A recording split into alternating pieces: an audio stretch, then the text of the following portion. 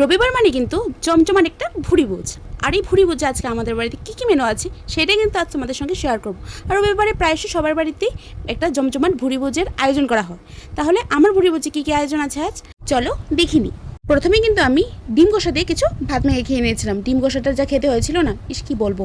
তারপর কিন্তু রুই মাছের ঝাল, এই রুই মাছের ঝালটা কিন্তু দারুণ হয়েছিল।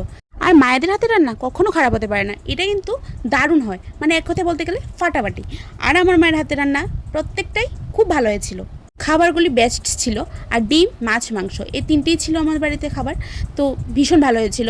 আর হ্যাঁ, চিকেনের তোমরা প্রথমে দেখেছো লেগ পিস আছে, যে ওই সময় আমি লেগ পিসটা খাইনি, আমার ভালো লাগছিল না। তো আমি চিকেনের পিস দিয়ে, মানে ছোটো ছোটো পিস দিয়ে ওইগুলি দেখিয়েছি, ভীষণ ভীষণ ভালো হয়েছিল, ভীষণ ভালো। আর যেই মানে প্রত্যেকটা বাইটে মানে কি চিকেন দিয়ে মেখে ভাত খাওয়ার যে বাইট, প্রত্যেকটা বাইটই দারুণ, মানে একটা জাস্ট হ্যাভেন একটা বাইট হয়। আর সবাই ভীষণ ভালো, সার্বজনীন প্রিয় যে চিকেন, এটাই কিছু বলার নেই, এই খাবারের কোনো তুলনা হয় না বা কোনো রিভিউ হয় না। তাহলে আজকের মতো এতটুকুই, আবার আসবো নতুন কিছু খাবার দাবারের সম্ভার নিয়ে।